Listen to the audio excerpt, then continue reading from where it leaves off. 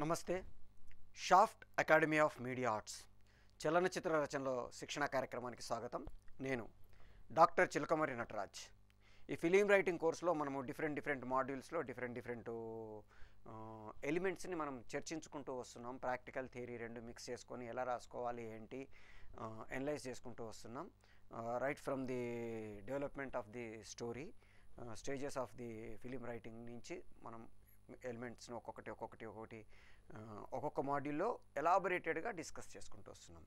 ఒక pre elements of the స్టోరీలో కొన్ని మాడ్యూల్స్, ఎలిమెంట్స్ ఆఫ్ ది స్టోరీస్లో కొన్ని modules, post elements of the స్టోరీలో కొన్ని మాడ్యూల్స్, ఇట్లా డిస్కస్ చేసుకుంటూ వస్తున్నాం. ఆ ప్రాసెస్ ఆఫ్ ఫిలిం రైటింగ్లో ఒక కథని కథనంగా స్క్రీన్ ప్లేగా మార్చుకునే ఎలిమెంట్స్ ఏమేమి ఉంటాయి, కర్వ్ ఆఫ్ ఇంట్రెస్ట్ ఏంటి, తర్వాత స్క్రీన్ ప్లే స్ట్రక్చర్ ఏంటి, పారాడైమ్ ఏంటి, ప్లాట్కి స్టోరీకి తేడా ఏంటి, ఇట్లా ఒక్కొక్కటి అనలైజ్ చేసుకుంటూ వస్తున్నాం. ఆ ప్రాసెస్లో మనం ఒక మాడ్యూల్లో మనం ఈ breaking of the total story అంటే ఒక కథని 5S అని మనం డిస్కస్ చేసుకున్నాం. ఈ 5 Sలుగా డివిజన్ చేసుకుంటాం.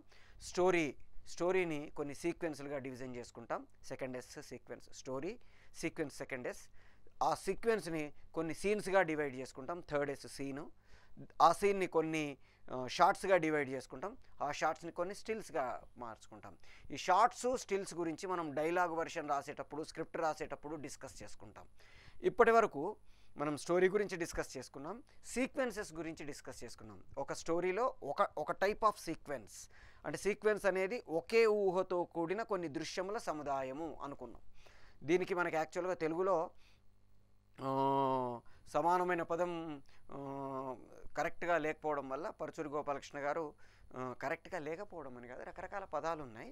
వాటిల్లో నుంచి ఏది పెడితే బాగుంటుంది అనే ఒక చిన్న దీంట్లో పరుచూరి గోపాలకృష్ణ గారు ఆయన PhD తెలుగు చలనచిత్రం కథాకథనం శిల్పం, ఈ తెలుగు సినిమా సాహిత్యం కథాకథనం శిల్పం పరిశోధన గ్రంథంలో ఆయన ఈ సీక్వెన్స్కి సమాన పదంగా సన్నివేశము అనే పదాన్ని యూజ్ చేయడం జరిగింది. యాక్చువల్గా దృశ్యగుచ్ఛము లేదా దృశ్య సముచ్చయము లేదా దృశ్యమాలిక అనే రకరకాల పదాలని వాడాలి. బట్ సన్నివేశం అనే పదాన్ని ఆయన కంఫర్టబుల్గా ఫీల్ అయ్యారు. అందుకని సంస్కృతం సన్నివేశం అంటే సన్నివేశం, ఒక చోట జరిగింది అనే పాయింట్తో వస్తుంది కాబట్టి అది దృశ్యానికి సమానంగా వాడేవాళ్ళు. బట్ దాన్ని కొంచెం ఇంకా ముందుకెళ్ళి సన్నివేశాన్ని సీక్వెన్స్కి సమానంగా వాడారు. సీక్వెన్స్ వరకు మనం డిస్కస్ చేసుకున్నాం. ఈ విషయాలన్నీ ఆల్రెడీ మనం ఇంకొక మాడ్యూల్లో డిస్కస్ చేసుకున్నాం. ఇప్పుడు దృశ్యం దగ్గరికి వచ్చాము. దృశ్యము అంటే ఏంటో డెఫినేషన్ ఒకసారి మాట్లాడుకున్నాం ఆల్రెడీ. ఒక సమయంలో ఒక ప్రదేశంలో జరిగే ఒక సంఘటన, 3 యూనిటీస్, వీటి గురించి మాట్లాడుకున్నాం. ఈ దృశ్యంలో 3 భాగాలు ఉంటాయి అనేది కూడా మనం డిస్కస్ చేసుకున్నాం. ఓపెనింగు, కోరు, కన్క్లూజను. ఈ ఓపెనింగ్నే టేక్ ఆఫ్ అంటాము. ఈ ఓపెనింగ్ 2 రకాలుగా ఉంటుంది, ఇంట్రడక్షన్ ఓపెనింగు, హాఫ్ వే ఓపెనింగు. దీని గురించి కూడా మనం డిస్కస్ చేసుకున్నాం. కోర్ అంటే ఏదైతే ఆ సీన్లో మనం ఇంపార్టెంట్ పాయింట్ అని చెప్పాలనుకుంటున్నామో దాన్ని కోర్ అంటాము. ఇది కూడా ఆల్రెడీ మనం డిస్కస్ చేసుకున్నాం. కన్క్లూజన్, దీన్ని ల్యాండింగ్ అంటాము లేదా లీడ్ టు నెక్స్ట్ సీన్ అంటాము. దీన్ని కూడా మనము ఆల్రెడీ డిస్కస్ చేసుకున్నాం. మరి ఇవన్నీ డిస్కస్ చేసుకున్నాక ఇప్పుడు ప్రత్యేకంగా మళ్ళీ డిస్కస్ చేసుకోవాల్సింది ఏంటి అనే టాపిక్ ఇప్పుడు మనకి చాలా ఇంపార్టెంట్ పాయింట్. ఒక దృశ్యము అంటే 3 యూనిటీస్ ఉండాలి. ఒక స్టార్టింగ్కు, ఒక మిడిల్, ఒక ఎండ్ ఉండాలి. Very good. ఆ దృశ్యం దేని ఆధారంగా రాస్తాము, ఎలా రాస్తాము, ఆ దృశ్యాన్ని ఇక్కడి నుంచి ఇక్కడి వరకు అని ఎట్లా డిస్కస్ చేసుకుంటాము, దాన్ని ఎలా ఓపెన్ చేయాలి, దాన్ని ఎట్లా రన్ చేయాలి, ఇవన్నీ మనకు తెలిస్తే రాసే ప్రాసెస్ చాలా ఈజీ అవుతుంది, ప్రొఫెషనల్గా ఉంటుంది. లేకపోతే ఇమ్మెచ్యూర్గా లేదా అమెచ్యూర్గా ఉంటుంది. అమెచ్యూర్గా ఉన్నా పర్వాలేదు కానీ ఇమ్మెచ్యూర్గా ఉండకూడదు. కొన్ని సినిమాలు చూస్తుంటే, సీన్స్ చూస్తుంటే ఎందుకు ఇలా రాశారు అని ఫీలింగ్ కలుగుతూ ఉంటుంది. చాలా చిన్న పిల్లలు మాట్లాడుకునే దానికంటే కూడా, చిన్నపిల్లలు మాట్లాడుకునేటప్పుడు కూడా వాళ్ళ మాటల్లో ఒక అర్థవంతమైన ఫ్లో ఉంటుంది. ఇవి కూడా లేకుండా అసలు ఏం మాట్లాడుతున్నారో తెలియని రకంగా ఉంటుంది. ఇలా ఉండకుండా మనం జాగ్రత్తలు తీసుకోవాలి. సో అందుకని అసలు ఆ దృశ్యంలో ఉండాల్సిన ఎలిమెంట్స్ ఏమేంటి వాటి గురించిన డిస్కషన్ ఇప్పుడు మనం ఈ మాడ్యూల్లో కొంచెం ఎలాబొరేటెడ్గా చేసుకోవడానికి ట్రై చేద్దాము. అసలు దృశ్యము అంటే చూడతగింది అని అర్థం. భరతుడి నాట్యశాస్త్రంలో ఈ దృశ్యాన్ని చాలా అద్భుతంగా ఎలాబొరేటెడ్గా చెప్పడం జరిగింది. దృష్ అనే ధాతువు, అంటే చూడడము, చూపించడము అనే సంస్కృత ధాతువు నుంచి ఈ దృశ్యం అనే పదం స్టార్ట్ అయింది. దీనికి ఇంగ్లీష్లో సీన్ అనే పదం సమానార్థకంగా వాడుతున్నాము. ఈ సీన్ అనే పదం ఎలా వచ్చింది అనేది కూడా మనం ఆల్రెడీ ఒక మాడ్యూల్లో కొంచెం మాట్లాడుకున్నాం. గ్రీకు నాటకాలలో ఒక గోడ, స్కెనే అనేవాళ్ళు, ఆ గోడ మీద ఒక పెయింటింగ్ వేసి ఆ పెయింటింగ్ ఆధారంగా, అంటే ఒక బ్యాక్గ్రౌండ్ లాంటిది అనుకోండి, దాని ముందు ప్రదర్శించేవాళ్ళు. ఒక యూనిటీస్, 3 యూనిటీస్ పెట్టుకొని అవి కంప్లీట్ అయిపోయి అక్కడి నుంచి వెళ్ళిపోతే ఒక దృశ్యం అయిపోయినట్టు. దాన్ని స్కెనే అనే పదం నుంచి సీన్ అనే పదం వచ్చింది. సో ఆ గోడ ముందు ఏదైతే చేస్తున్నారో దాన్ని స్కెనే అని, దాని నుంచే స్కెనే నుంచి సీన్ అనే పదం వచ్చింది. ఆ కే ప్లేస్లోకి ఇంగ్లీషు వాళ్ళు దాన్ని డిరైవ్ చేసే ప్రాసెస్లోకి వచ్చేసరికి ఆ స్కెనేనే సీన్ అయింది. ఆ స్కెనే ముందు చేస్తున్నారు కాబట్టి ప్రోసీనియం. అంటే ఇప్పుడు మనం ఏదైతే థియేటర్లో ఒక నాటకం చేస్తున్నామో 3 తెరల మధ్యలో, దాన్ని ప్రోసీనియం థియేటర్ అనడం మొదలెట్టారు. ఆ స్కెనే ముందు చేస్తున్నారు కాబట్టి అది సీన్ అయింది. ఆ సీన్కు సమానార్థకంగా మనం తెలుగులో దృశ్యము అనే పదం వాడుతున్నాము. సంస్కృతంలో దీన్ని రంగము అనే పదంతో భరతుడు విభజించాడు. అంకము, రంగము అనే 2 పదాలు భరతుడు వాడాడు. సీన్ అండ్ యాక్ట్ అనే పదం అరిస్టాటిల్ వాడాడు. సో ఆ ప్రాసెస్లో మనము సీన్ అనే పదాన్ని తెలుగులో దృశ్యం అనే పదానికి సమానంగా వాడుతున్నాము. ఒక సమయంలో, ఒక ప్రదేశంలో జరిగే ఒక సంఘటన. ఇది ఎట్లా డిఫైన్ చేస్తాము? 3 యూనిటీస్ అని మనం డిస్కస్ చేసుకున్నాం. Unity of place, unity of time, unity of action. Place మారినా సీన్ మారినట్టే, టైం మారినా సీన్ మారినట్టే, యాక్టివిటీ మారినా సీన్ మారినట్టే. వెరీ గుడ్, ఇక్కడ దాకా బాగుంది. ఇప్పుడు దీంట్లో ఏమేమి ఉండాలి, ఎలిమెంట్స్ ఏమేం కావాలి? దీనికి మనము ఒక సీన్, మనం టోటల్గా మన సీక్వెన్స్ని సీన్స్గా విభజించుకుంటాం.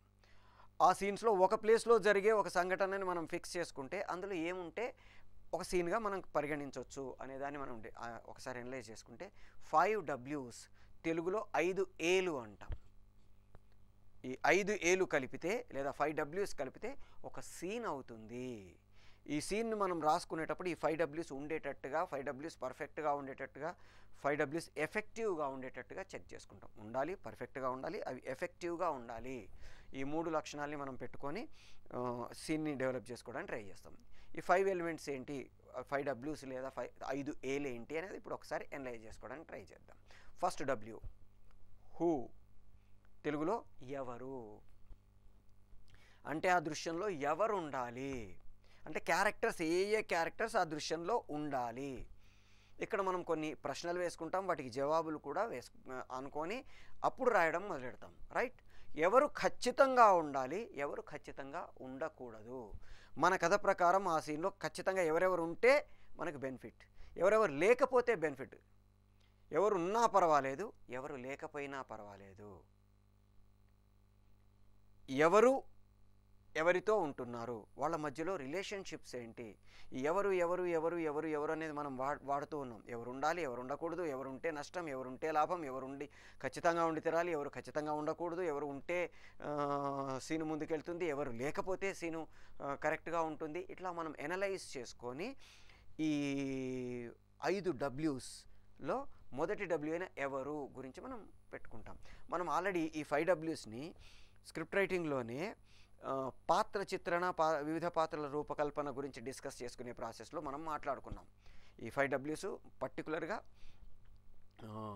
క్యారెక్టర్ డైమెన్షన్స్ గురించి మాట్లాడుకునేటప్పుడు హూ అనే దాని గురించి మనం మాట్లాడుకున్నాము. పాత్ర యొక్క ఫిజికల్, సోషల్, సైకలాజికల్ డైమెన్షన్స్ ఏంటి, ఆపోజిట్ పాత్రలు అంటే మిగతా పాత్రలు ఏ పాత్రలు ఆ సీన్లో ఉన్నాయో వాటన్నిటి ఫిజికల్, సోషల్, సైకలాజికల్ డైమెన్షన్స్ ఏంటి. అంటే ప్రతి సీన్కి ప్రతి పాత్ర యొక్క physical, social, psychological dimensions analyse చేయాలా అంటే ఆల్రెడీ ఒకసారి ఎనలైజ్ చేసుకుంటే మనకి సినిమా మొత్తం మనం ఇచ్చిన ఏవైతే డైమెన్షన్స్ ఉన్నాయో అవి చేంజ్ చెయ్యకూడదు. ఇక్కడ ఒక సూత్రం చెప్పుకుంటాం, గుర్తుపెట్టుకోండి. పాత్రకు ఒక రచయితగా నేను కొన్ని లక్షణాలు ఇస్తే ఆ లక్షణాలు కథ కంప్లీట్ అయిపోయేంత వరకు మారకూడదు.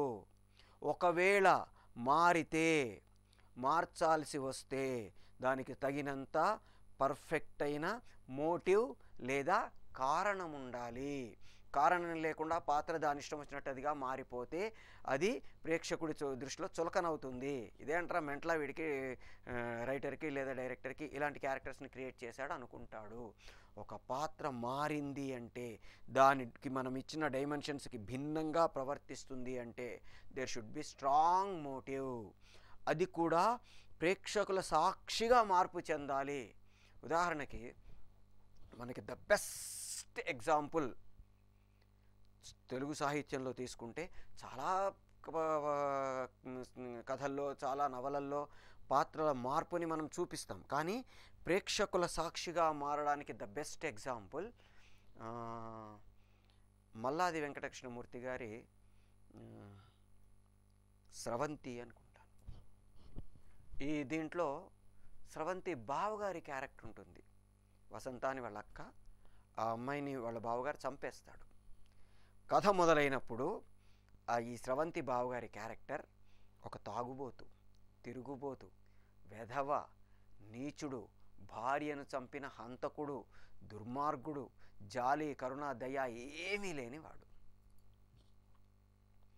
నెమ్మదిగా కథ అలా అలా అలా వెళ్తూ ఉంటుంది. ఈ అమ్మాయి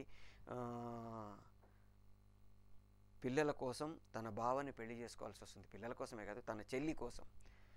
చెల్లి గర్భవతిగా ఉంటుంది. తన పెళ్ళి అయితే తప్ప చెల్లి పెళ్ళి కాదు. తనని ఇప్పుడు ఎవరో ఒకళ్ళని చేసుకోవడం, అక్క పిల్లల్ని అనాథలుగా చేయడం, ఇలాంటి అన్ని ప్రాబ్లమ్స్ని ఎందుకు ఫేస్ చేయాలి?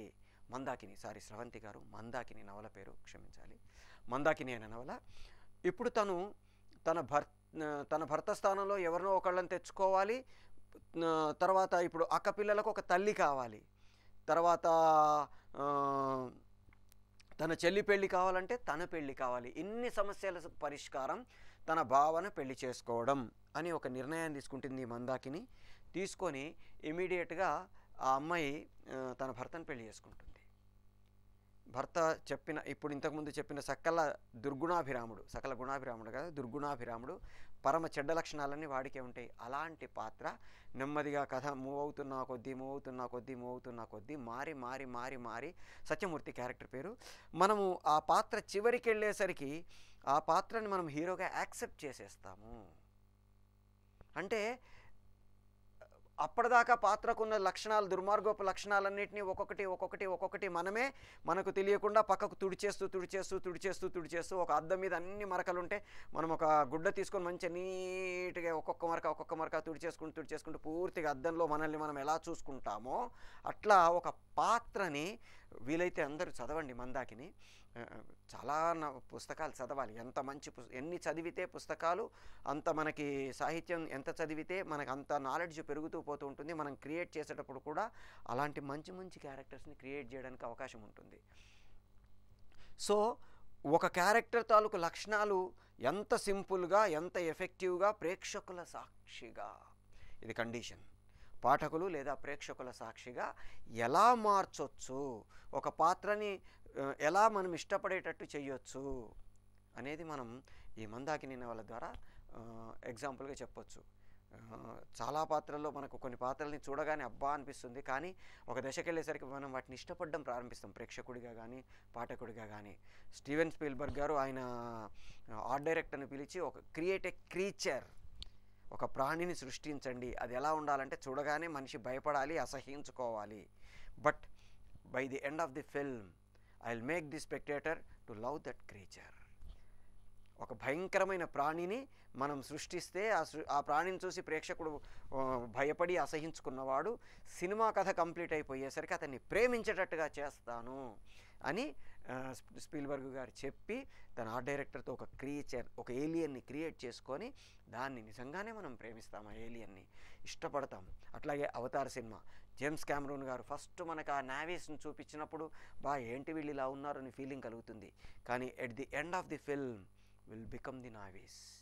వాళ్ళతో పాటు మనం మమేకం అవుతాము, వాళ్ళని మనం ఇష్టపడతాము, వాళ్ళని మనం ప్రేమిస్తాము, వాళ్ళతో పాటు ట్రావెల్ చేయడానికి ఇష్టపడతాము. సో ఒక పాత్రను ఒక రచయితగా క్రియేట్ చేసినప్పుడు దాని లక్షణాలు ఏవైతే మనం ఇచ్చామో అవి ప్రేక్షకుడికి మనం ఎక్కడెక్కడ ఎట్లా చెప్తామనేది ఒక దృశ్యంలో చెప్తాము, కొన్ని చోట్ల మాటల్లో చెప్తాము, కొన్ని చోట్ల ప్రవర్తన ద్వారా చెప్తాము, కొన్ని చోట్ల వాటి ఆలోచనల ద్వారా చెప్తాము, కొన్ని చోట్ల వేరే పాత్రల ప్రవర్తనల ద్వారానో వేరే పాత్రల ఆలోచనల ద్వారానో చెప్పుకుంటూ రకరకాల ప్లేసులలో రకరకాలుగా వీటిని ఎస్టాబ్లిష్ చేయడానికి ట్రై చేస్తాం. అయితే కండిషన్ ఏంటి? మన కండిషన్ ఇప్పుడు ఆ ఎస్టాబ్లిష్ చేసిన లక్షణాలకు విరుద్ధంగా ఆ పాత్ర ప్రవర్తించకూడదు. ఒకడిని గాంధేయవాది అన్నాను, ఆ గాంధేయవాది సడన్గా కత్తి తీసుకొని పొడిచాడు అనుకోండి, ప్రేక్షకుడు అడుగుతాడు, మెంటలారే నీకు గాంధేయవాది ఏంట్రా అట్లా ప్రవర్తించాడని అడుగుతాడు. సో ఆ కత్తి తీసుకొని పొడవడానికి అవసరమైన బలమైన ఒక మోటివ్, ఒక స్ట్రాంగ్ మోటివ్ని, ఒక బలమైన కారణాన్ని మనం క్రియేట్ చేస్తే తప్ప ఆ పాత్ర దాని ప్రవర్తనకు మనం ఇచ్చిన ఏవైతే లక్షణాలు ఉన్నాయో వాటికి వ్యతిరేకంగా ఉండకూడదు. ఇది మనం ఒకసారి ఎస్టాబ్లిష్ చేసిన తర్వాత ఇంకా మళ్ళీ ప్రతి సీన్లో విడివిడిగా ఎస్టాబ్లిష్ చేయక్కర్లా. ఇప్పుడు మనం సీన్స్ గురించి మాట్లాడుకునేటప్పుడు కొన్ని డిస్కస్ చేసుకున్నాం. కథ ముందుకు నడవడానికి కొన్ని సీన్లు క్రియేట్ చేసుకుంటాం, పాత్రల లక్షణాలు చెప్పడానికి కొన్ని సీన్లు క్రియేట్ చేసుకుంటాం, తర్వాత కథలో కాన్ఫ్లిక్ట్ని ఎస్టాబ్లిష్ చేయడానికి కొన్ని సీన్లు క్రియేట్ చేసుకుంటాం, కొన్నిసార్లు పాత్రల మధ్యలో ఘర్షణ కోసం క్రియేట్ చేసుకుంటాం, కొన్నిసార్లు ఆ పాత్ర ఆలోచనలని, పాత్ర యొక్క స్వభావాన్ని ఇంకొక పాత్రలకి అర్థం కావడం కోసం కొన్ని సీన్లు క్రియేట్ చేసుకుంటాం. ఇట్లా రకరకాల సీన్స్ మనం ఆల్రెడీ ఒక మాడ్యూల్లో టైప్స్ ఆఫ్ సీన్స్ గురించి మాట్లాడుకున్నాం. ప్రధాన దృశ్యాలు, పరిచయ దృశ్యాలు, కొనసాగింపు దృశ్యాలు, విస్తరణ దృశ్యాలు, ఇట్లా రకరకాల దృశ్యాలు ఉంటాయి. ఆ దృశ్యాలన్నీ ఇప్పుడు మనం రాసుకునే ప్రాసెస్ ఏంటి అనేది ఇప్పుడు మాట్లాడుకుంటున్నాం. గొలుసు దృశ్యాలు, మలుపు దృశ్యాలు, ఇట్లా చాలా రకాల దృశ్యాలని గురించి మనం డిస్కస్ చేసుకున్నాం. ఒక్కొక్క మాడ్యూల్లో మనం మాట్లాడుకుంటూ వెళ్తున్నాం. ఇప్పుడు ఈ మాడ్యూల్లో ఏంటంటే ఆ దృశ్యం టైప్ ఏంటో మనకు తెలియాలి, ఆ దృశ్యాన్ని ఎలా రాయాలో మనకు తెలియడానికి అవసరమైన 5 Ws గురించి మాట్లాడుకుంటాం. సో మొదటి ఎవరు ఉండాలి, ఎవరు ఉండకూడదు, ఎవరు ఖచ్చితంగా ఉండాలి, ఎవరు ఖచ్చితంగా ఉండకూడదు, ఇట్లా మనం డిస్కస్ చేసుకుంటూ వెళ్తున్నాం. ఉదాహరణకి ఇప్పుడు మనం పెదరాయుడు సినిమా తీసుకుందాం. పెదరాయుడు సినిమాలో విలన్ బ్యాచ్ ఆ స్కూల్కి వచ్చిన ఒక టీచర్ అమ్మని చంపేసి దాన్ని పెదరాయుడు తమ్ముడైన రాజా మీద వేశారు. రాజా కూడా మోహన్ బాబే అనుకోండి, ఆయన మీద వేశారు. అప్పుడు దొరికిన సాక్ష్యాల ఆధారంగా పెదరాయుడు రాజాని, అతని ఫ్యామిలీని ఆ ఊరి నుంచి బహిష్కరిస్తాడు. జనరల్గా మనకి ఇది బొబ్బిలి బ్రహ్మన్న అనే ఒక సినిమాలో కూడా దాదాపుగా ఇలాంటి సీనే ఉంటుంది. అయితే అక్కడ కండిషన్స్ వేరు, ఇక్కడ కండిషన్స్ వేరు. ఇక్కడ కొన్ని ఆధారాలు, సాక్ష్యాలని పరిశీలించిన పెదరాయుడు ఈ తీర్పు చెప్పాడు. అయితే రాజాను అడగల, నువ్వు తప్పు చేసావా అని. తప్పు చేసావంటే తను చెప్పుండేవాడేమో, నేను చేయలేదు, ఇది జరిగిందని చెప్పుండేవాడేమో. అడగలేదు. అన్నయ్య వాళ్ళ వదిన వాళ్ళందరూ అడుగుతారు, ఏంటండి మీ అన్నయ్య అట్లా తీర్పు చెప్తే మీరు మాట్లాడలేదంటే, అన్నయ్య నన్ను అడగలేదుగా, దొరికిన సాక్ష్యాల ఆధారంగా తీర్పు చెప్పాడు, అన్నయ్య తీర్పు చెప్పాడు, నేను శిరసాహిస్తున్నాను, వెళ్ళిపోతాను. అంత బ్యూటిఫుల్ క్యారెక్టర్ని క్రియేట్ చేశారు, రాజా క్యారెక్టర్ని. తన ప్రవర్తనకి వ్యతిరేకంగా ప్రవర్తించాల. మరి ఇప్పుడు ఈ నిజం పెదరాయుడికి తెలియాలి. ఎలా తెలియాలి అంటే, నువ్వు తప్పు చేసావు రాయుడు అని నిలదీయగలిగిన పాత్ర ద్వారా తెలియాలి. ఇప్పుడు బ్రహ్మానందం గారో లేకపోతే ఎంఎస్ నారాయణ గారో లేకపోతే ఆ విలన్ పక్కన ఉండే ఒక గుండానో చెబితే పెదరాయుడు వినొచ్చు, వినకపోవచ్చు, దాన్ని పట్టించుకోవచ్చు, పట్టించుకోకపోవచ్చు. కానీ ఎలాంటి పాత్ర ద్వారా తెలియాలి అంటే, ఆ పాత్ర చెబితే పెదరాయుడు కాదనకూడదు. అలాంటి పాత్ర, నువ్వు తప్పు చేసావు రాయుడు అని నిలదీసే పాత్ర కావాలి. ఎక్కడ దొరుకుతుంది? దానికోసం ఆలోచిస్తే పెదరాయుడు గారి అక్క క్యారెక్టర్ ఉంది. అక్క కాదు, మేనత్త క్యారెక్టర్ ఉంది. పాపారాయుడు వాళ్ళ అక్క, అంటే రజనీకాంత్ గారు వాళ్ళ అక్క, పెదరాయుడికి మేనత్త. ఆమె విలన్ తల్లి. సో మరి నిజం తెలిసే సీను అక్కడ చంపినప్పుడు ఎవరికి తెలుసు? చెప్పకూడదు, ఎవరికి తెలియకూడదు. మనం అనుకున్నాం కదా, ఎవరు ఉండాలి, ఎవరు ఉండకూడదు, ఎవరు ఖచ్చితంగా ఉండకూడదు, ఈ ఊళ్ళో ఉండే జనాలు ఎవరు అక్కడ ఖచ్చితంగా ఉండకూడదు. మరి ఎవరు ఉండొచ్చు అంటే, విలన్ మాట వినేవాళ్ళు, విలన్కు భయపడేవాళ్ళు, విలన్కి సపోర్ట్గా మాట్లాడేవాళ్ళు మాత్రం అక్కడ ఉండొచ్చు. ఉన్నారు, సీన్ అయిపోయింది. ఇప్పుడు ఈ నిజం తెలియాలంటే వాళ్ళు మాట్లాడుకునే టైంలో ఆపోజిట్గా, అంటే పెదరాయుడు దాకా ఈ విషయాన్ని మోసుకుపోయే వాళ్ళు ఒకళ్ళు కావాలి.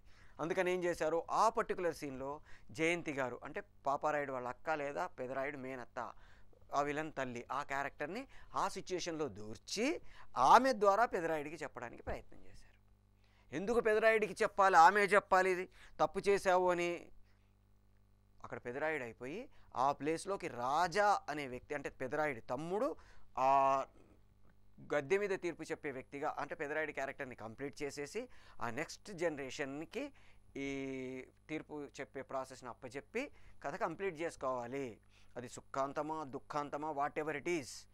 బట్ అక్కడ కథ ప్రకారం పెదరాయుడు అనే ఒక క్యారెక్టర్ పాపారాయుడికి కొడుకు, ఆ ఊళ్ళో ఒక మంచి అద్భుతమైన పలుకుబడి, పేరు, ప్రఖ్యాతి, తర్వాత నిజాయితీ అన్నీ ఉన్న ఒక క్యారెక్టర్ని క్రియేట్ చేసి దాన్ని ఒక విధంగా సగంలో ఆపకుండా ఎండ్ ఎట్లా చేయాలి అంటే రైటర్స్ ఎట్లా ఆలోచించారంటే, ఓకే ఈ క్యారెక్టర్ని చనిపోవడం ద్వారా మనం ఈ క్యారెక్టర్ తాలూకా ఎండ్ చేద్దాము అనుకున్నారు. కాబట్టి ఆ జయంతి గారితోటి నువ్వు తప్పు చేసావు రాయుడు అనిపించారు.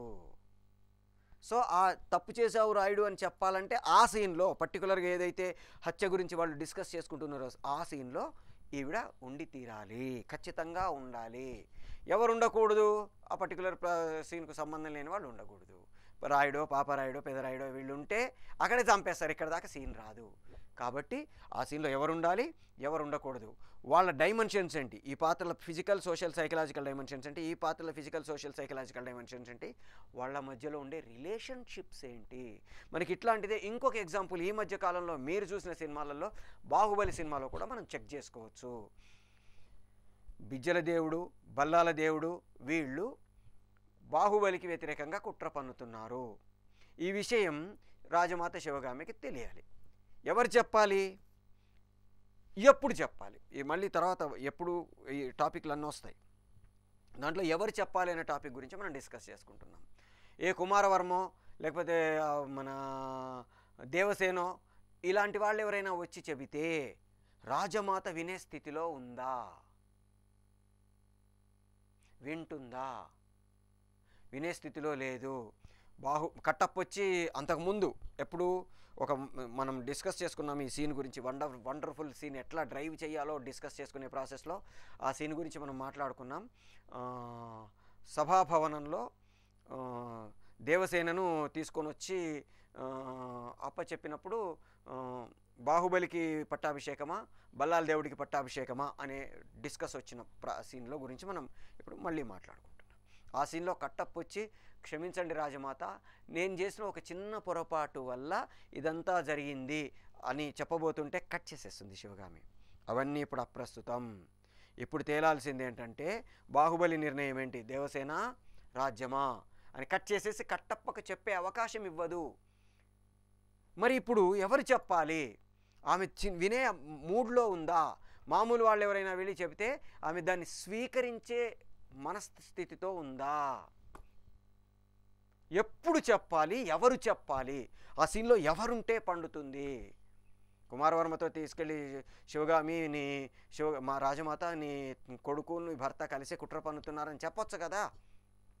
లేదు ఆ పూజారి ఉన్నాడు వాళ్ళ పక్కనే ఉండి మరణం మరణం అంటాడు యుద్ధరంగంలో, అతనితో చెప్పించవచ్చు కదా. కాదు, ఎవరు చెప్పాలో వాళ్ళే చెప్పాలి. రాజ్యానికి నమ్మిన బంటు, శివగామి అని పిలవగలిగిన స్థాయి ఇన్ ద సెన్స్ పదవిలో కాదు.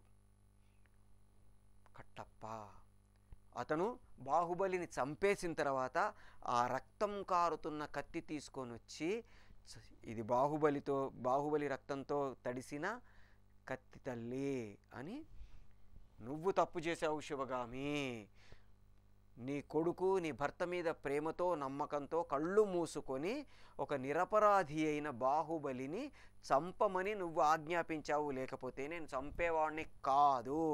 తప్పు చేసావు శివగామి అనగల గట్సు, ధైర్యము, లేకపోతే నిజాయితీ ఉన్నవాళ్ళు ఎవరు ఖచ్చితంగా అంత నిజాయితీతో ఉంటారని రాజమాత భావిస్తుంది. ఆ సీన్లో కట్టప్పే చెప్పాలి. సో ఆ సీన్లో ఎవరెవరు ఉండాలి, వాళ్ళ మధ్యలో ఉండే రిలేషన్షిప్స్ ఏంటి, ఆ రిలేషన్షిప్ కూడా చాలా ప్రభావాన్ని చూపిస్తుంది. ఎవరితో ఎలా మాట్లాడాలి, ఎందుకు మాట్లాడాలి, ఇవన్నీ మనం స్క్రిప్ట్ రాసుకోవడానికి అవసరమైనప్పుడు ఈ మధ్యలో ఉండే రిలేషన్షిప్ అనేది మనకి ఒక మోటివ్ని క్రియేట్ చేస్తుంది. సో ఎవరు 5Wsలో ఫస్ట్ W హూ, సెకండ్ Wకి వెళ్దాము వాట్. ఏమిటి అంటే ఆ దృశ్యంలో లేదా ఆ సీన్లో జరిగే యాక్టివిటీ ఏంటి, ఏం కావాలి నాకు ఆ సీన్ ద్వారా నేనేం చేయాలనుకుంటున్నాను, అక్కడ జరగాల్సిన యాక్టివిటీ ఏంటి. కట్టప్ప వచ్చి శివగామికి నీ కొడుకే తప్పు చేశారని చెప్పడం, ఇప్పుడు ఇంతకుముందు మనం మాట్లాడుకున్న సీన్లో యాక్టివిటీ. కట్టప్ప బాహుబలిని పొడవడం, ఆ సీన్లో జరగాల్సిన యాక్టివిటీ. దేవసేన సేతుపతి వేళ్ళు నరికేయడం, ఆ సీన్లో జరగాల్సిన యాక్టివిటీ. దేవసేనను బాహుబలిని అంతఃపురం నుంచి బహిష్కరించడం, ఆ సీన్లో జరగాల్సిన యాక్టివిటీ. బల్లాల దేవుడి పట్టాభిషేకం, ఆ సీన్లో జరగాల్సిన యాక్టివిటీ. ఒక దృశ్యంలో మనం ఏ యాక్టివిటీ చూపిద్దాం అనుకుంటున్నాం, మనం ఇంతకుముందు మాట్లాడుకుంటున్న 3 యూనిటీస్లో ద మోస్ట్ ఇంపార్టెంట్ యాక్టివిటీ. అక్కడ ఏం జరగాలి, ఏమిటి. మనం 1 లైన్ ఆర్డర్లో రాసుకున్న ఏమి ఒక లైన్లో రాసుకొని ఉంటాం, దాన్ని ఇక్కడ మనం ఎలాబరేటెడ్గా రాసుకుంటాము. దీన్ని మనం ఏమిటి అంటే యాక్టివిటీ. ఇప్పుడు నేను ఇక్కడ క్లాస్ చెప్తున్నాను, యాక్టివిటీ ఏంటి అంటే ఎక్కడ జరుగుతుంది ఏంటి పక్కన పెడితే, ఎవరు చెప్తున్నారు ఇవన్నీ పక్కన పెడితే ఏం చేస్తున్నామంటే పాఠం చెప్పుకుంటున్నాము. ఏం పాఠం చెప్పుకుంటున్నామంటే దృశ్యానికి సంబంధించిన 5Ws గురించి పాఠం చెప్పుకుంటున్నాము. నటరాజ్ అనేవాడు ఇప్పుడు ఇక్కడ 5Ws గురించిన పాఠాన్ని వివరించాలి. ఇదే ఆ సీన్లో జరగాల్సిన యాక్టివిటీ.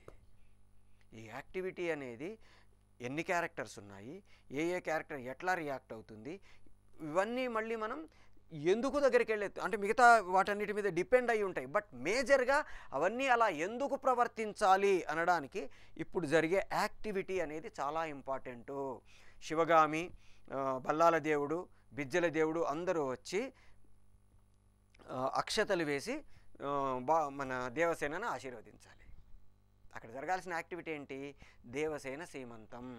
దేవసేన సీమంతానికి ఎవరెవరు వచ్చారు, ఏం జరిగింది, ఏం జరగాలి, దేవసేన సీమంతం జరగాలి. ఎవరెవరు వస్తారు, బల్లాల దేవుడు వస్తాడు, బిజ్జల దేవుడు వస్తాడు, శివగామి వస్తుంది, కుమారవర్మ వస్తాడు, కట్టప్ప వస్తాడు, బాహుబలి ఆల్రెడీ అక్కడే ఉంటాడు. ఇదంతా అక్కడ జరిగే దృశ్యంలో ఉండాల్సిన యాక్టివిటీ.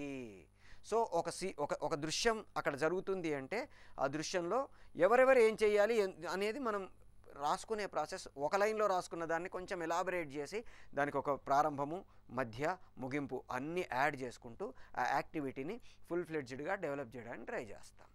ఉదాహరణకి 3R తీసుకుందాం. ఒక నీళ్ళల్లో పడిపోయిన పిల్లాన్ని రక్షించాలి, ఇది యాక్టివిటీ. ఎట్లా రక్షించారు, ఏం చేశారు, అదంతా ఎలాబరేషన్. బట్ యాక్టివిటీ ఏంటి అంటే నీళ్ళల్లో పడిపోయిన పిల్లని రక్షించాలి. తమ దగ్గర నుంచి ఎత్తుకొచ్చేసిన పిల్లని భీమ్ చూడాలి. చూశాడా చూడలేదా, ఎట్లా చూశాడు, ఎందుకు చూశాడు, అదంతా మళ్ళీ ఎలాబరేషన్. అక్కడ యాక్టివిటీ ఏంటి, భీమ్ ఆ అమ్మాయిని చూసి పలకరిస్తే ఆ అమ్మాయి ఏడుస్తుంటే తీసుకుపోంటే ఏడవకు అని చెప్పి ధైర్యం చెప్పి నేను తీసుకొని పోతాను ధైర్యం చెప్పి రావాలి. ఇక్కడ కొన్ని ఎలా ఉంటాయంటే ఆ యాక్టివిటీ తాలూకు మోటివ్ ఏంటి అనేది మళ్ళీ ఎందుకు దగ్గర మాట్లాడుకుంటాం. అది last but not the least, why అనేది. సో ఇప్పుడు మనకి రెండో యాక్టివిటీ ఏమిటి, ఇప్పుడు 1 లైన్ ఆర్డర్ రాసుకునేటప్పుడు ఈ యాక్టివిటీ రాసుకుంటే వెళ్ళిపోతాం. ఉదాహరణకి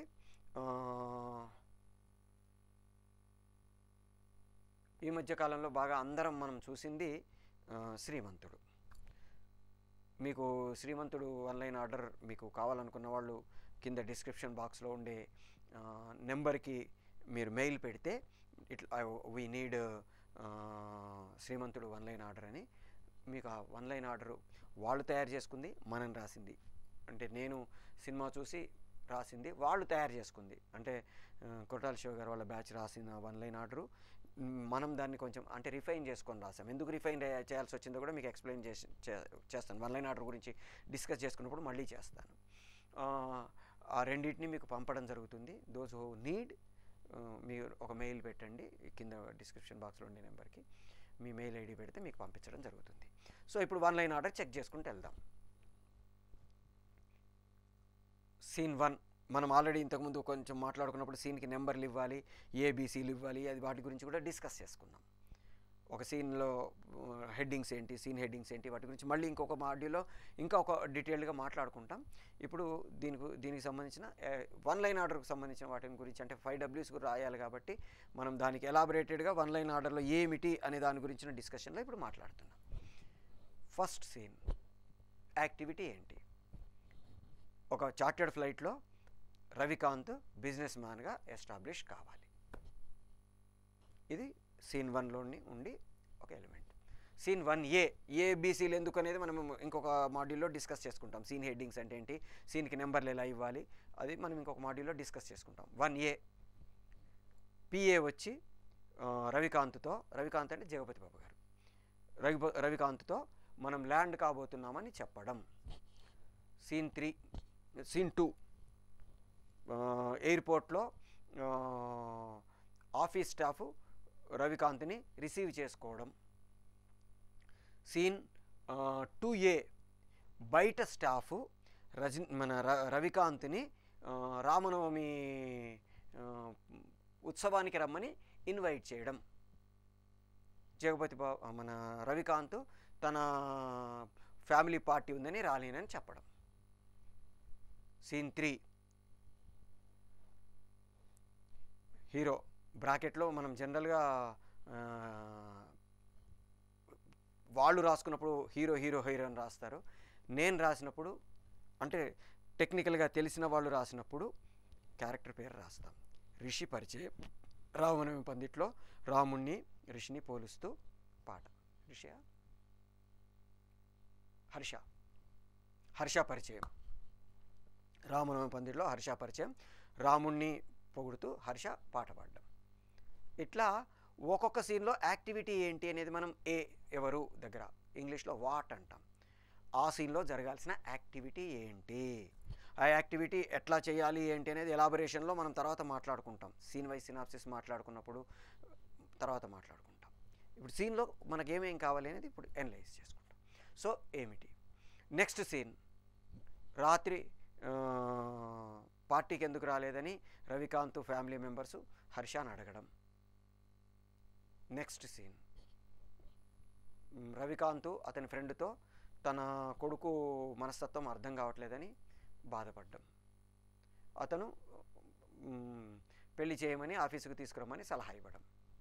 నెక్స్ట్ సీన్ మన హర్ష తల్లి హర్ష ఆఫీస్కి వస్తాడని మాట ఇవ్వడం, రేపొద్దున గుడికి వెళ్దామని హర్షతో చెప్పడం. నెక్స్ట్ సీన్ గుడికి బయలుదేరడం, అమ్మాయిని చూడడం, అక్కడక్కడే తిరగడం. ఇది అంటే యాక్టివిటీ ఏంటి అనేది ఏంటిలో రాసుకుంటూ వెళ్ళిపోతాము. ఈ 1 లైన్లో ఏదైతే రాస్తున్నామో అది ఇక్కడ ఎవరులో వస్తుంది. 1 లైన్గా మనం విడదీసుకోవాలన్నా కానీ ఈ 5Ws నాకు తెలిస్తే నేను 1 లైన్ రాసుకోవడం ఈజీ అవుతుంది. ఈ మళ్ళీ 5Wస్కి 1 లైన్కి లింక్ ఉంటుంది. అది తెలిస్తే ఇది తెలుస్తుంది, ఇది తెలిస్తే అది తెలుస్తుంది. జనరల్గా ఈ 5Ws తెలిస్తే 1 లైన్ ఆర్డర్ ఎందుకు రాసుకోవాలో కూడా మనకు తెలుస్తుంది, ఎలా రాసుకోవాలో కూడా మనకు తెలుస్తుంది. యాక్టివిటీ ఇంపార్టెన్స్ ఏది మొత్తం దాంట్లో అనేది మనం ఒక లైన్లో లాస్ట్లో ఉండేదాన్ని రాయాలా, మేజర్ కోర్ని రాయాలా అనేది మనకు తెలియాలంటే ముందు అసలు ఏమిటి, ఆ సిచ్యుయేషన్లో జరగాల్సిన ఇంపార్టెంట్ ఎలిమెంట్ ఏంటి మనం తెలుసుకోవడానికి చాలా అవసరం ఉంటుంది. నెక్స్ట్ ఫస్ట్ది హూ, సెకండ్ది వాట్, థర్డ్ది వేర్. ఎక్కడ జరుగుతుంది సిచ్యుయేషను, దీన్ని ప్లేస్ ఆఫ్ యాక్షన్ అంటాము. ఆ ప్లేస్ ఆఫ్ యాక్షన్ బట్టి మనం ఆల్రెడీ ఇంతకుముందు ఒక మాడ్యూల్లో వీటి గురించి కొంచెం డిస్కస్ చేసుకున్నాం. ఇప్పుడు మనం ఆ సీను ఎలాబరేట్ చేసే ప్రాసెస్ కోసం దీన్ని ఒకసారి మాట్లాడుకుంటున్నాం. ఎక్కడ జరుగుతుంది situation, impact of the situation ఏంటి మనం ఆల్రెడీ డిస్కస్ చేసుకున్నాం. సర్ఫరోజ్ సినిమాలో బస్ స్టాప్లో ఒక సీన్ పెట్టుకున్నాడు డైరెక్టరు. ఎందుకు బస్ స్టాప్లో పెట్టాలి, ఇంకో 3వ వ్యక్తి ఉన్నాడు, ఇద్దరే ఉంటే వాడు ప్రపోజ్ చేస్తే అమ్మాయి ఎస్ అనొచ్చు, నో అనొచ్చు. అమ్మాయికి వాడంటే చాలా ఇష్టం కాబట్టి నో అనే అవకాశం తక్కువ కాబట్టి అయిపోయింది సినిమా. దాని తర్వాత ఇతను బాంబే వెళ్ళి ఉండేవాడు కాదు, అక్కడే ఉండేవాడు, వాళ్ళు కలిసి ఉండేవాళ్ళు, అయిపోయింది. నెక్స్ట్ ఏదైతే చాలా ఇంపార్టెంట్ ఎలిమెంట్స్ అన్ని బాంబే కథనో, అది మొత్తం కథ అంతా బాంబేలో.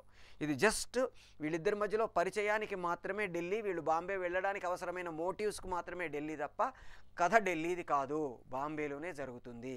అందుకని అక్కడి షిఫ్ట్ కావడానికి అవసరమైన మోటివ్ను కూడా ఈ సీన్లో వేసేసాడు. అక్కడ వాడు ఎందుకున్నాడు, 3వ వాడు అక్కడెందుకు, బస్ స్టాప్లో ఎందుకు, where the scene has been evolved in bus stop. ఆ బస్ స్టాప్లో ఆ సీన్ ఎందుకు రాసుకున్నాడు అంటే మూడో వ్యక్తి కూడా ఉండాలి. వాళ్ళిద్దరే ఉండే ప్లేస్ పార్క్ కావచ్చు, లేకపోతే ఆ క్లాస్ రూమ్ కావచ్చు, ఇంకో చోట అయితే వాళ్ళిద్దరే ఉంటారు. మూడో వ్యక్తి అలా ఓపెన్గా చెప్పలేని పరిస్థితులు. ఇప్పుడు వాళ్ళ ఫ్రెండ్ ఉందనుకోండి, అమ్మాయి ఫ్రెండ్ ముందు మొహమాటం లేకుండా చెప్పొచ్చు. అబ్బాయి ఫ్రెండ్ ఉన్నాడు అనుకో, అక్కడ కూడా మొహమాటం లేకుండా చెప్పొచ్చు. ఎందుకంటే ఆల్రెడీ వీళ్ళు ఇద్దరు కూడా వాళ్ళ ఫ్రెండ్స్తో డిస్కస్ చేసుకుంటున్నారు ఈ టాపిక్స్ గురించి. సో ఈ సీమ అనే క్యారెక్టర్ అజయ్ అనే క్యారెక్టర్ ప్రపోజ్ చేసిన లవ్కి ఎస్ నో ఏమీ చెప్పకుండా అక్కడి నుంచి వెళ్ళిపోవాలంటే ఎలా? వెళ్ళిపోవాలంటే అక్కడ ప్లేసు ఒక పార్క్ లాంటిదో ఒక క్లాస్ రూమ్ లాంటిదో అయితే ఆ అమ్మాయి నేను వెళ్ళిపోతాను అనడానికి అవకాశం లేదు. అందుకని ఏం చేశాడు, బస్ స్టాప్లో పెట్టుకున్నాడు ఆ సీన్ని. అట్లా మనం ఆ సీన్స్ అక్కడే ఎందుకు పెట్టుకుంటున్నాము అనేది మనం చాలా ఇంపార్టెంట్ ఎలిమెంట్స్గా మనం డిస్కస్ చేసుకుంటాము. ఇప్పుడు ఉదాహరణకి బాహుబలిలో సేతుపతి వేళ్ళు నరికే సిచ్యువేషన్ ఉంది. అది ఎక్కడైనా పెట్టచ్చు కదా, ఎక్కడో చోట పెట్టచ్చు కదా. వాడు అమ్మాయి మీద చేయేస్తే ఈ అమ్మాయి చేతులు నరికింది, ఎక్కడైనా పెట్టచ్చు కదా. కానీ అక్కడే ఎందుకు పెట్టుకున్నాము? Why only that place? మళ్ళీ దీని గురించి మళ్ళీ లాస్ట్లో ఒకసారి మాట్లాడుకుంటాం. వై దగ్గర అక్కడే ఎందుకు అంటే, ఒక గుడి లాంటి పవిత్రమైన ప్లేస్లో కూడా ఆ నీచుడు ఆడవాళ్ళని వదలట్లేదు, హెరాస్ చేస్తున్నాడు. ఏదో బస్ స్టాప్లో చేశాడు, ఇంకొక చోట పార్కులో చేశాడంటే అక్కడ చేసినా కానీ, ఎక్కడ చేసినా తప్పే, కానీ అక్కడ చేసినా కానీ క్షమించవచ్చు కనీసం. కానీ ఒక గుడి లాంటి పవిత్రమైన ప్రదేశంలో కూడా నీచుడు అలా ప్రవర్తిస్తున్నాడు అని ఎస్టాబ్లిష్ చేయాలంటే పబ్లిక్ ప్లేస్ అయ్యి ఉండాలి, ఎవరైనా వెళ్ళగలిగిన ప్లేస్ అయ్యి ఉండాలి, మళ్ళీ ఈ అమ్మాయిని తిరస్కరించే ప్లేస్ అయ్యి ఉండాలి. ఒక దేవసేన లాంటి క్యారెక్టర్, నిజానికి మహారాణి కావలసిన క్యారెక్టర్, ఆ అమ్మాయిని పక్కకు జరుగో ఎవరైనా ఒకటే అని అంటే దేవుడి ముందు అందరూ సమానమే, కానీ రాజుగారు కొంచెం ప్రత్యేకం మాకు అని వాడు అనడానికి అవకాశం ఉంటుంది. పార్కులోనో ఇంకో చోట రాజుగారు వస్తున్నారు పక్కకి వెళ్ళాలంటే అవతలి పోండి అనే అవకాశం ఉంటుంది. ఇక్కడ అనే అవకాశం ఉండదు. ఎందుకంటే రాజుగారు డైరెక్ట్గా దేవుడి దగ్గరికి వెళ్తారు. ఇప్పుడు సీఎంఓ లేకపోతే పిఎంఓ తిరుపతిలో వచ్చారనుకోండి, డైరెక్ట్గా ధ్వజస్తంభం దగ్గర నుంచి మిగతా మామూలు ప్రజలందరినీ ఆపేసి వాళ్ళని లోపలికి తీసుకొని వెళ్తారండి. దీన్ని ప్రోటోకాల్స్ అంటాము. ఈ ప్రోటోకాల్ ప్రకారం ఎవరైతే వివిఐపీలు ఉంటారో వాళ్లకు ముందు అవకాశం ఇచ్చి మిగతా వాళ్ళందరినీ తర్వాత పంపిస్తారు. ఇది జనరల్గా జరిగే ప్రోటోకాల్. కాబట్టి ఆమెను పక్కకి వెళ్ళమన్నాడు, కాబట్టి టెంపుల్ తీసుకున్నారు. ఎక్కడ చేయాలి, ఎక్కడ చేస్తే ఆ సీన్ ఎఫెక్టివ్గా ఉంటుంది, ఇట్లా మనం ఎనలైజ్ చేసుకొని వేర్ అనేది మనం చేసుకుంటాము. దీంట్లో public place, private place, personal place అని 3 రకాల ప్లేసులు ఉంటాయి. అంతేకాకుండా ఇంకో కేటగిరీలో మనం ఆల్రెడీ వీటన్నిటిని గురించి డిస్కస్ చేసుకున్నాం. Own place, known place, new place, strange place, ఇట్లా రకరకాల ప్లేసెస్ ఉంటాయి అనుకున్నాము. ఈ క్యారెక్టర్స్, ఆ సీన్లో ఉండే క్యారెక్టర్స్కి ఇది ఓన్ ప్లేసా, నోన్ ప్లేసా, న్యూ ప్లేసా, స్ట్రేంజ్ ప్లేసా అనేది కూడా మనం అనలైజ్ చేసుకొని వాటి ప్రవర్తనను రాసుకోవడానికి ఇవన్నీ మనం అనలైజ్ చేసుకోవాలి.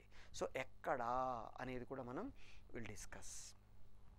సో ఆ 5Ws ఈ వేర్ ఎక్కడ జరుగుతుంది అనేది మనం అనలైజ్ చేసుకొని దాన్ని బట్టి మనము ఈ సీన్ రాసుకునేటప్పుడు ఆ సిచ్యువేషన్లో ఆ ప్లేస్ని మనం ప్లాన్ చేసుకుంటాము. నెక్స్ట్ W, వెన్, ఎప్పుడు. ఈ సిచ్యువేషన్ ఎప్పుడు జరుగుతుంది? అర్ధరాత్రి 12 గంటలకు జరుగుతుందా, తెల్లవారుజామున 5 గంటలకు జరుగుతుందా, మధ్యాహ్నం 3 గంటలకు జరుగుతుందా? టైం ఎందుకు?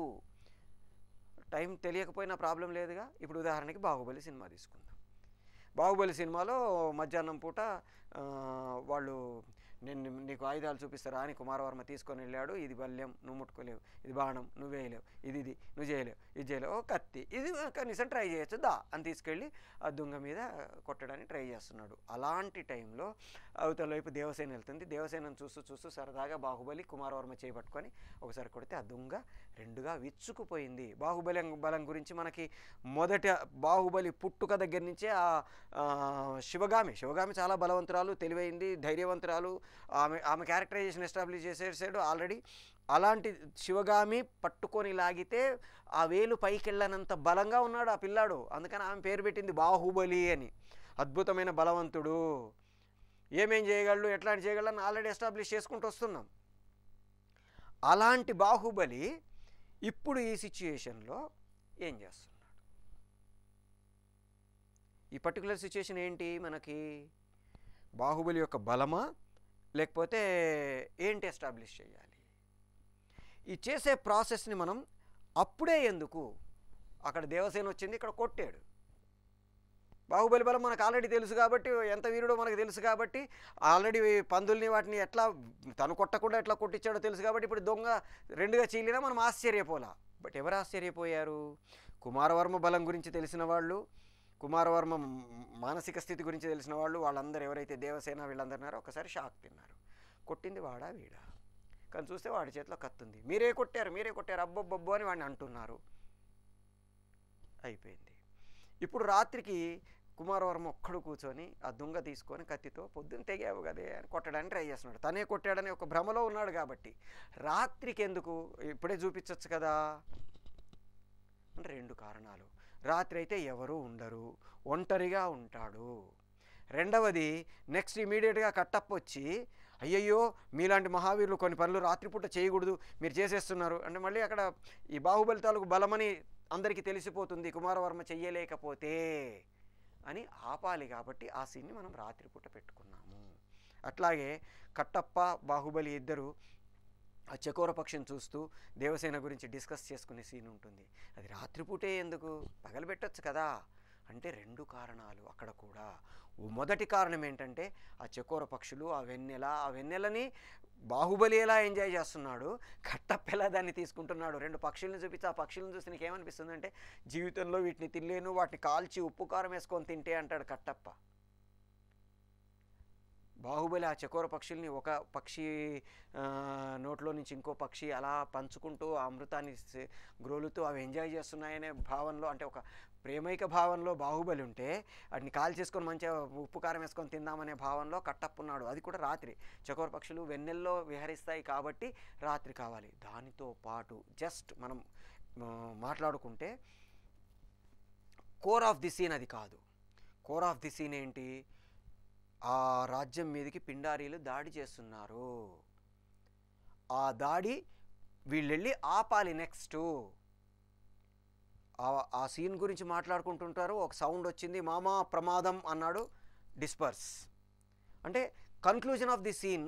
ఈ సీన్ నెక్స్ట్ సీన్కి లీడ్ ఇస్తూ ఆ పిండారీలు ఈ రాజ్యం మీద దాడి చేస్తున్నారు అని ఎస్టాబ్లిష్ చేయడం కోసం పెట్టే సీన్ కాబట్టి, పిండారీలు పగలు దాడి చేయరు కాబట్టి రాత్రిపూట దాడి చేస్తారు కాబట్టి, రహస్యంగా దాడి చేస్తారు కాబట్టి రాత్రి కావాలి నాకు ఆ సీను.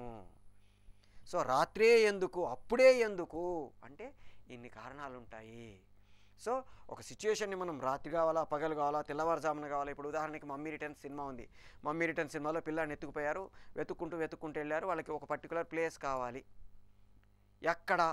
రాత్రిపూట ఒక కొండ మీద వీళ్ళు ఉంటారు. అక్కడ అడవిలో వాళ్ళందరూ కాగడాలు పట్టుకొని పోతుంటే పైనుంచి వాళ్ళని చూసి ఓకే వాళ్ళు అక్కడ కాగడాలు పట్టుకొని పగలైతే గుర్తుపట్టలేం. ఎందుకని?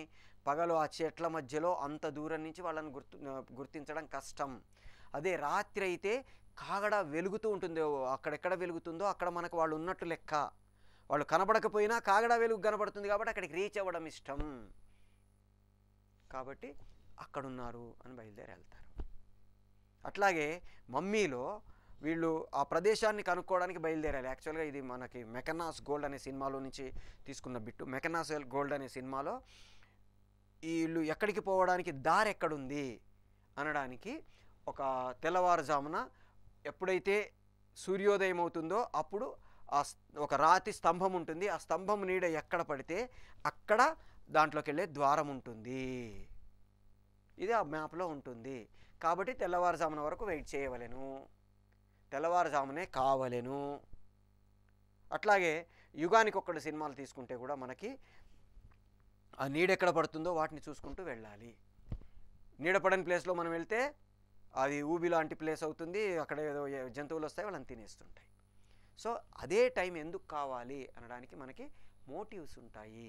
మనం ఆ సీన్ని అదే టైం కావాలి ఖచ్చితంగా ఎప్పుడు అనడానికి మనకు ఆ పర్ఫెక్ట్ మీనింగ్ కానీ మోటివ్ కానీ లేకపోతే ప్రేక్షకుడు మెంటలా వీడికే అనుకుంటాడు. దీంట్లో మనకి జస్టిఫైడ్ టైం, రెగ్యులర్ టైం అని 2 రకాలు ఉంటాయి. రెగ్యులర్ టైం అంటే ఏ టైంలో ఆ సీన్ జరగాలో ఆ సీన్లోనే జరిగితే దాన్ని మనం రెగ్యులర్ టైం అంటాము. జస్టిఫైడ్ టైం అంటే ఆ సీన్లో కాకుండా ఆడ్ సీన్లో ఆ యాక్టివిటీ చేస్తే మనం దాన్ని జస్టిఫైడ్ టైం అంటాము. ఉదాహరణకి మనకి అత్తారింటికి దారేది సినిమా ఉంది. అత్తారింటికి దారేది సినిమాలో సమంత గారు నైటీ వేసుకొని బ్రష్ పట్టుకొని బయటకు వచ్చింది. రాగానే అందరూ ఒకసారి ఇట్లా చూశారు, ఏదో భయంకరమైన నేరం చేసినట్టు. ఎందుకు చూడాల్సి వచ్చింది అంటే దాదాపుగా 10:30-11 గంటలకి ఆ అమ్మాయి పళ్ళు తోముకుంటూ వస్తుంది.